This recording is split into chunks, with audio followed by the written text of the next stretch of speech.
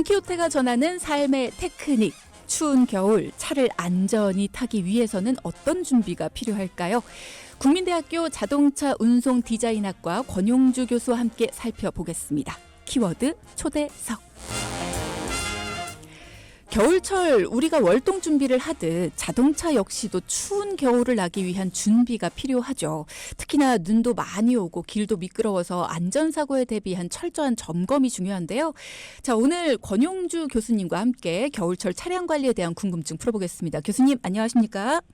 네, 안녕하세요. 네, 반갑습니다. 바쁘신데 시간 내주셔서 감사드리고요.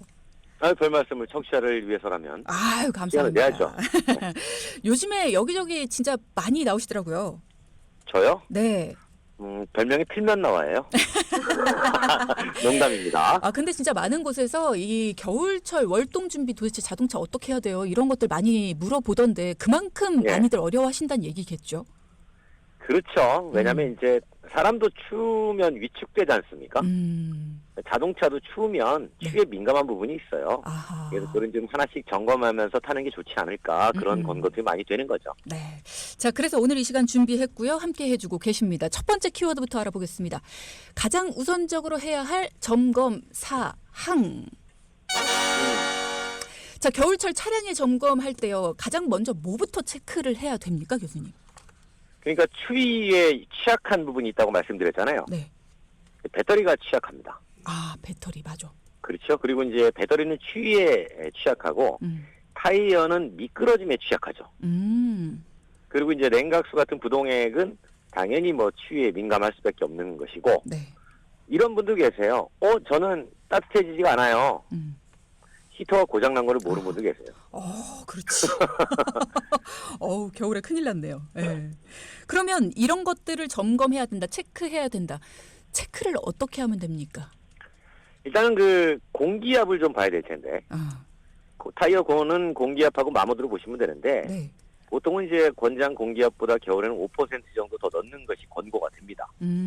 왜냐하면 공기의 밀도가 높아지기 때문에 네. 아무래도 이제 공기압이 4에서 5% 정도 떨어져요. 네. 그리고 이제 마모도는 뭘 보냐면 타이어 한계선을 확인하면 되는데 마모는 이렇게 보시면 돼요. 우리가 운동화 신고 다닐 때 신발 밑창 고무가 많이 다르면 네. 쑥쑥 미끄러지잖아요. 그렇죠. 똑같아요. 왜냐하면 타이어도 고무거든요. 그래서 이런 부분들을 좀 챙겨보시면 될 것 같습니다. 저는 겨울철에 날씨가 조금 추워지니까 갑자기 타이어 공기압이 떨어졌다는 경고등이 뜨더라고요. 그렇죠. 네. 근데 사람들이 그러는데 조금 지나면 괜찮아. 괜찮습니까? 네. 이런 경우죠. 다시 따뜻한 곳에 주차를 해두면 네. 조금 확장되는 경우가 있어요.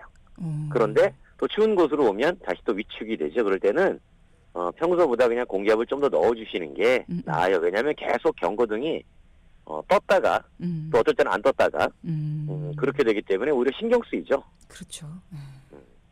그러면 타이어 얘기가 나왔으니까 마모도 체크하는 방법이 있을까요? 뭐 그냥 딱 눈으로 봤을 때 이 정도면은 갈아야 되나? 이렇게 판단할 수는 없잖아요. 우리 뭐 그런 얘기 있어요. 100원짜리 동전 뒤에 보면은 이순신 장군 얼굴 네. 새겨져 있잖아요. 네.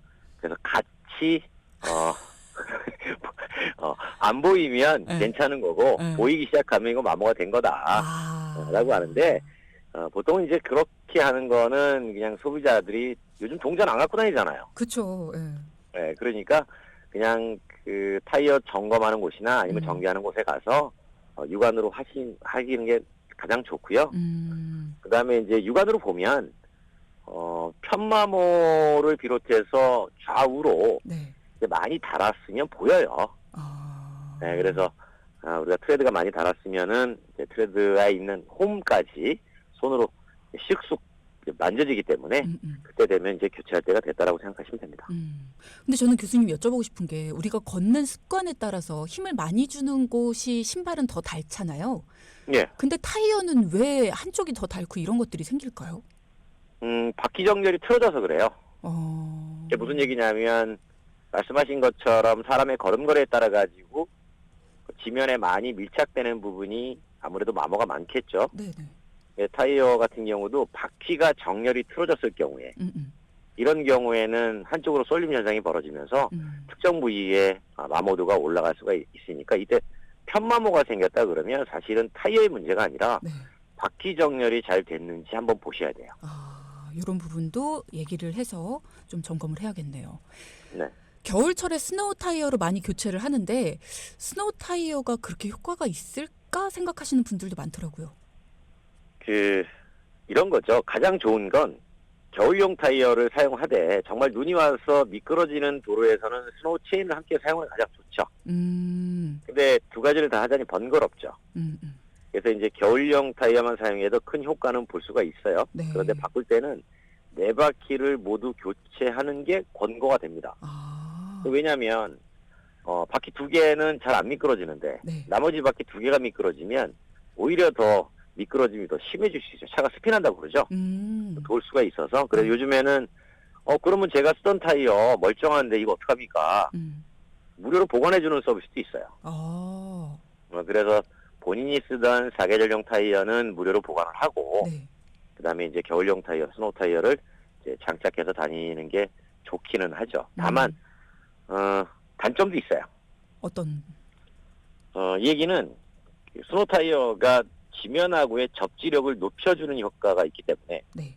달릴 때 쉽게 보면 아주 바닥에 밀착돼서 달리는 거예요. 그러면은 이른바 저항이 생기겠죠. 저항이 생기면 힘을 더 써야 돼요. 힘을 더 써야 되면 밥을 더 먹어야 돼요. 기름이 많이 그래서 그렇죠. 기름밥을 조금 더 드신다는 거는 참고를 해주면 좋을 텐데 그래도 그 돈이면 만약에 사고에 한번 대비하는 비용보다 훨씬 더 적다. 이렇게 이제 해결을 하는 거죠. 그렇군요. 운전을 좀 많이 해야 된다, 장거리를 하셔야 된다, 그리고 새벽에 운전 많이 해야 된다 이런 분들은 그래도 겨울용 타이어로 갈아 끼시는 게 훨씬 더 안전하겠네요. 그럼요. 우리가 항상 얘기하는 게 겨울용 타이어 같은 경우는 이제 보험의 효과를 본다고 해요. 무슨 얘기냐면 보험이라는 게 평소에는 괜찮지만 만약에 사고 한번 일어나면 큰 비용이 지출될 수밖에 없잖아요. 그럼요, 네. 그러니까 겨울용 타이어도 우리가 요즘 세상에 시내 도로는 제설이 그렇게 잘 되는데 무슨 겨울용이 필요해 라고 하지만 이런 분이 가끔 이제 지방 가십니다. 눈 올 때 거기서 한번 낭패를 봐요. 이번에 보니까 수도권도 잘 안 되더라고요. 네, 그렇습니다. 그리고 배터리 얘기도 조금 해보겠습니다, 교수님.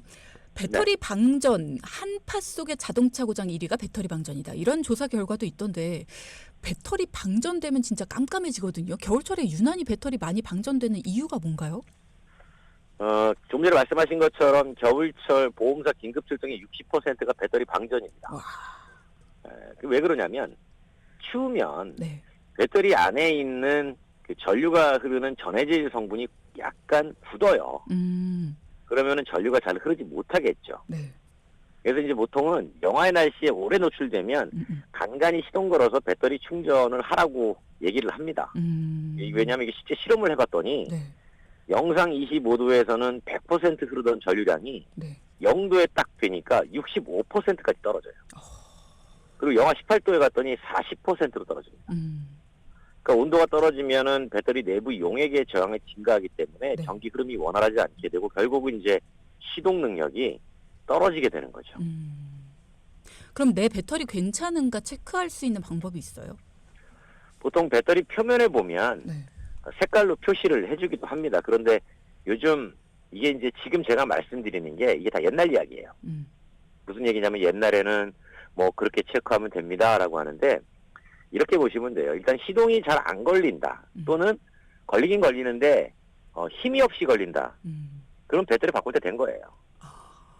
네. 근데 이제 이런 경우도 있거든요. 저는 바꾼 지 얼마 안 됐는데 자꾸 방전됩니다. 맞아요, 맞아요. 이럴 때는 블랙박스가 이유인 경우도 있어요. 그래서 블랙박스는 계속 주차 중에도 전력을 소모하니까 네. 이때는 배터리 전압이 일정 수준 이하로 떨어지면은 자동으로 꺼지도록 그 저전압 차단 설정을 해놔도 되고 만약에 그런 기능이 없다면 이제 꺼두는 것도 상책이겠죠. 그리고 이제 전류량은 배터리가 오래되면 오래될수록 떨어집니다. 배터리도 소모품이에요. 네네. 그래서 일반적인 배터리 수명이 3년을 넘겼다면 한번 점검해 보시고 아마 정비센터에서 뭐 전압은 아직까지 충분한 것 같습니다라고 하면 계속 쓰면 되고 전압이 좀 안 나오네요라고 하면 교체해 주는 게 좋죠. 그렇군요. 어떤 차는 오랫동안 배터리를 안 갈았는데도 괜찮은데 간지 얼마 안 됐는데 나는 자꾸 방전돼 하는 분도 계시거든요. 블랙박스는 그런 경우에는 쓰고. 블랙박스 이외에 네. 그 제너레이터라고 하는 네. 발전기도 한번 점검해 보실 필요가 있어요. 아, 제너레이터. 네네네. 왜냐하면 배터리는 간지 얼마가 안 됐는데 네.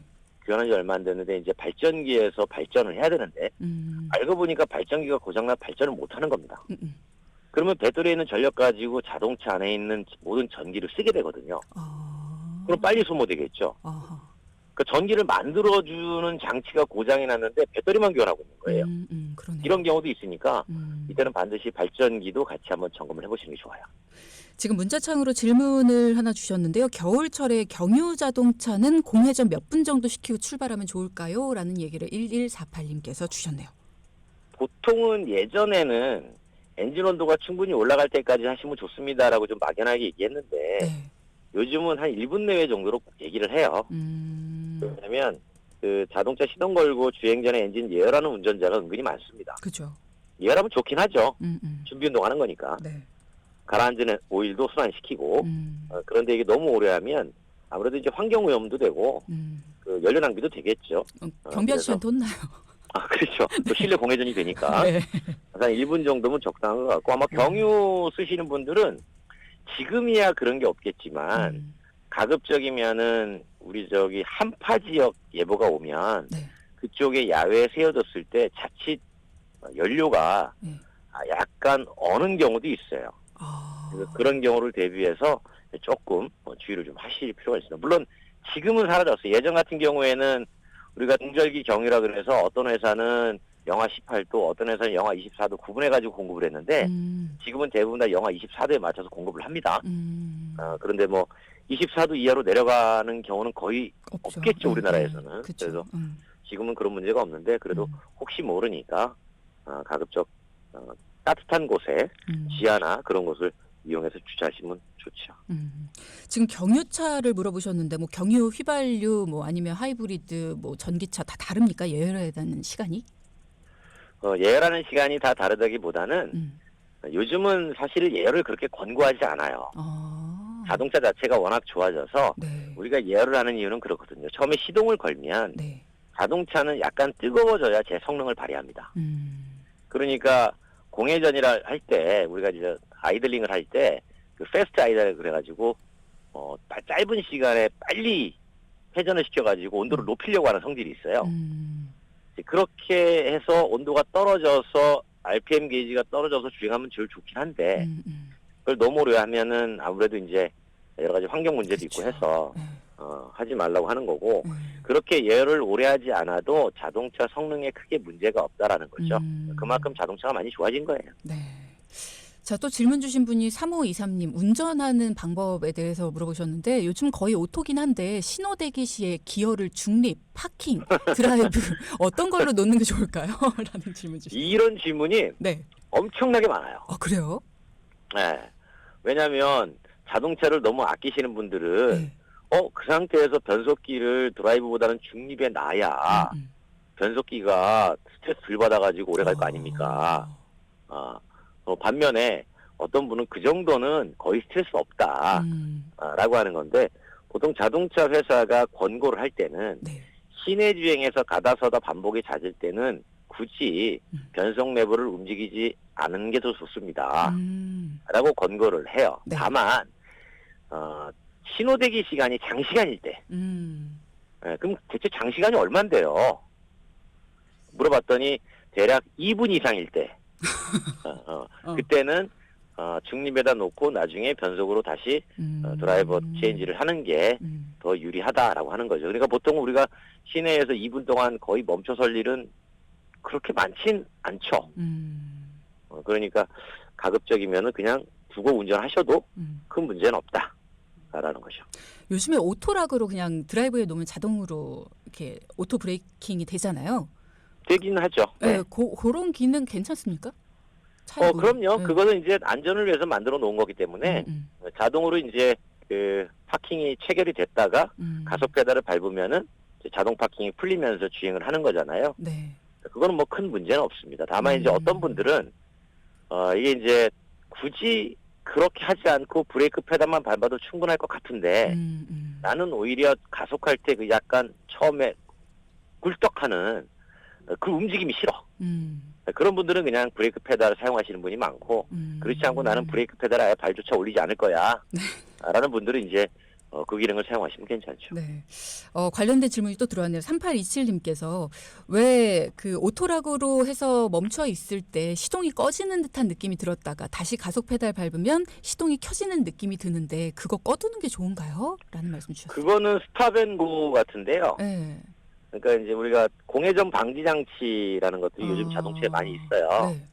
그게 연료 효율을 높여주고 말 그대로 공회전을 방지하는 장치인데 이것도 요즘은 다 온오프로 본인이 취향에 맞게 설정할 수가 있습니다.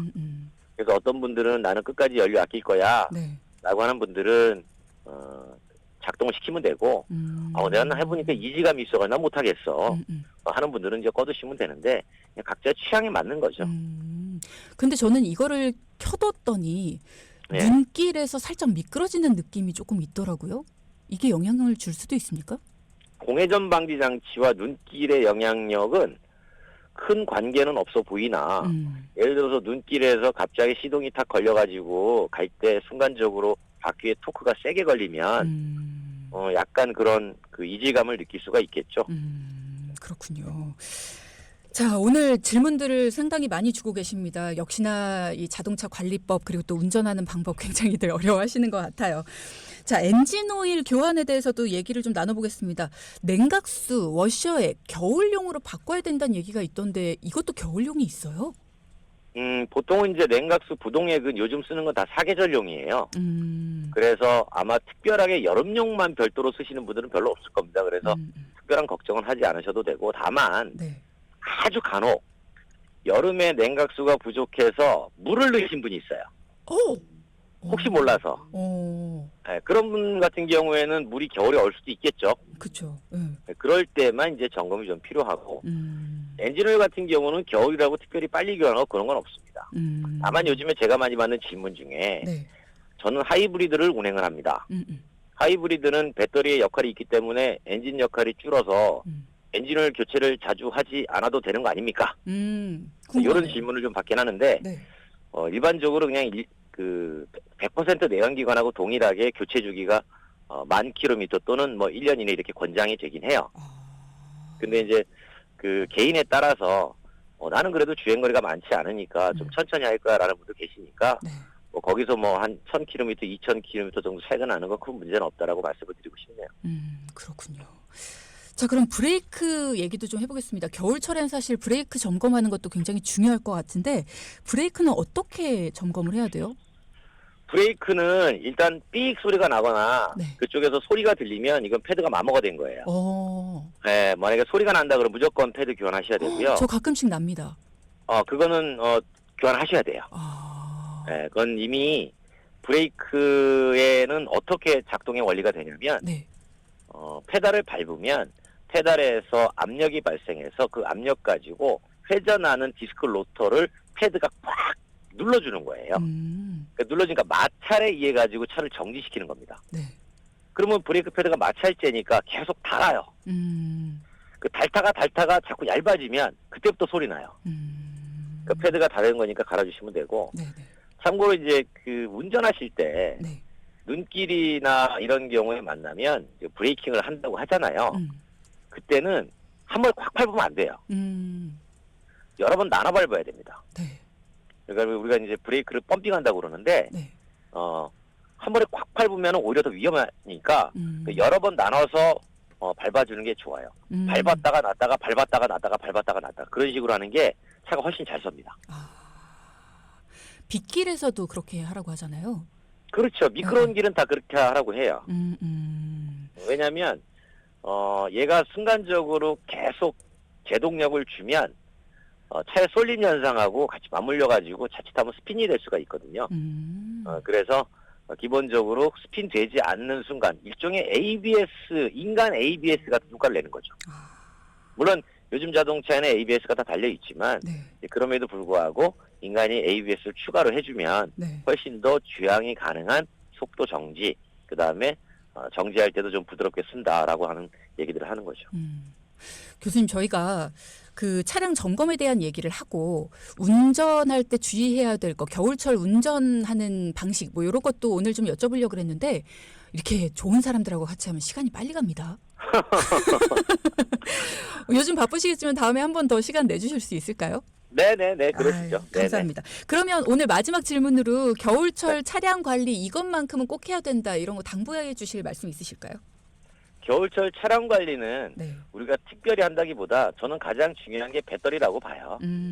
그래서 왜냐하면 다른 거는 중간에 조치할 수가 있는데 배터리는 일단 방전이 되면 시동이 안 걸리잖아요. 그렇죠.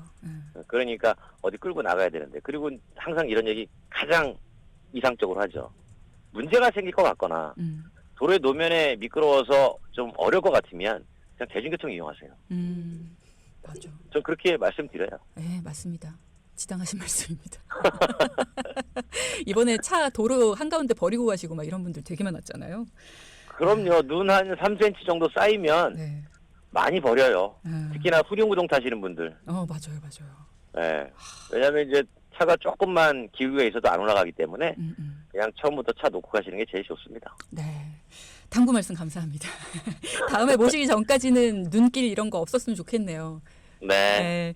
오늘 너무 감사드리고요. 국민대학교 자동차 운송 디자인학과 권용주 교수님과 함께했습니다. 고맙습니다. 감사합니다. 네.